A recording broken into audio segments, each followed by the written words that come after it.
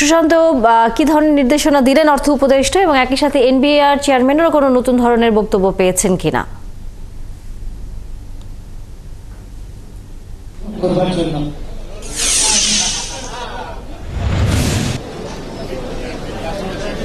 তানিয়া, প্রথমে বলে রাখি যে বিষয়টি আলোচনাটা প্রথম অধ্যায়টা শেষ হয়েছে, অর্থাৎ অর্থ উপদেষ্টা উদ্বোধন করার পরে এখন আয়কর আইন 2023 না 2024 আসলে অর্থ আইন 2024 যেটির উপর আলোচনা হচ্ছে, অর্থাৎ প্রত্যক্ষ কর এবং পরোক্ষ কর, অর্থাৎ আপনার বেতন থেকে সরাসরি যে টাকাটা কেটে নেওয়া হবে আপনার আয়ের উপরে, সেটি হচ্ছে প্রত্যক্ষ কর। আর পরোক্ষ কর বলতে আপনি যে জিনিসটা বাজারে কিনছেন সেটার উপর যে বিভিন্ন ধরনের শুল্ক এবং ভ্যাট আছে, অর্থাৎ সাধারণ মানুষ সহ নির্বিশেষে ধনী ও গরিব সবকিছু পণ্য কিনতে গেলেই 15% ভ্যাট দেয়। এই ভ্যাটের আদায়টা আমাদের অর্থনীতিতে আমাদের রাজস্ব আদায় অনেক বেশি বিধায় আমাদের যে জিনিসটি হয়েছে সেটা হচ্ছে সর্বস্তরের মানুষের উপরে কিন্তু করের বোঝাটা চাপানো হয়েছে। সেইখান থেকে বেরিয়ে আসতে চায় জাতীয় রাজস্ব বোর্ড।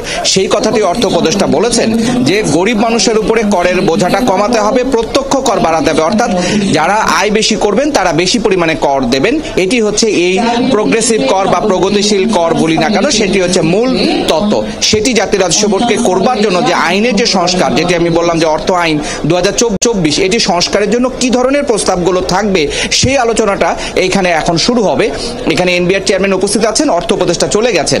আরেকটি বিষয় তিনি জোর দিয়ে বলেছেন, যেহেতু আমেরিকার প্রতিনিধিরা বা গোটা উন্নত বিশ্বের প্রতিনিধিরা বাংলাদেশকে সবসময় বলছে যে আমাদের যে প্রচলিত আইন কানুনগুলো আছে, বিশেষ করে জাতীয় রাজস্ব বোর্ড, বাংলাদেশ ব্যাংকের যে কমিশন গঠন করার কথা বলা হচ্ছে, এই সমস্ত জায়গায় যে সংস্কারগুলো দরকার, উনি বলছে যে প্রথম সংস্কারটা করতে হবে জাতীয় রাজস্ব বোর্ডে এবং এখানকার যে আইন কানুন বিধিবিধান আছে সেগুলো পরিবর্তন করে ব্যবসা বান্ধব করার কথা এনবিআর চেয়ারম্যানও বলেছেন।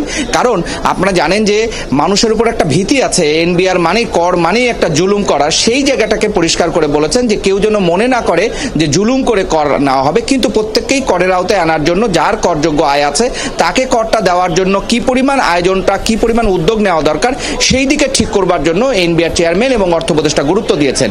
অর্থ উপদেষ্টা আরেকটা জিনিস পরিষ্কার করে বলেছেন, অনেকগুলো সংস্কার করতে হবে, কিন্তু এই মুহূর্তে প্রথম যে সংস্কারটি দরকার সেটা জাতীয় রাজস্ব বোর্ড এবং বাংলাদেশ ব্যাংকের যে কাঠামোগত পরিবর্তন করা, অর্থাৎ আইন কানুন বিধিবিধান যেগুলোর কোথায় সংস্কার করলে ব্যাংকিং খাতে বাংলাদেশ ব্যাংকের যে স্বশাসন বা স্বায়ত্তশাসন মেনে ব্যাংকগুলোকে ভালোভাবে পরিচালনা করতে পারবে, জাতীয় রাজস্ব বোর্ডের কোথায় সংস্কার করলে কোন আইনগুলো পরিবর্তন করলে ব্যবসা বান্ধব হবে এবং এর মধ্য দিয়ে রাজস্ব আদায় বাড়বে। কারণ আমরা এখন ঋণ করে চলছি, এই ঋণের বোঝা বাড়ছে। এখান থেকে বেরিয়ে আসতে হলে আমাদের নিজস্ব অর্থায়ন, অর্থাৎ একমাত্র আমাদের যেটি আয় সেটি হচ্ছে রাজস্ব আয়, এই রাজস্ব আয় বাড়াতে হবে। এখন বহু জোর দিয়েছেন অর্থ উপদেষ্টা। অসংখ্য ধন্যবাদ সুশান্ত। নিশ্চয়ই আমরা ফিরবো আবার আপনার কাছে।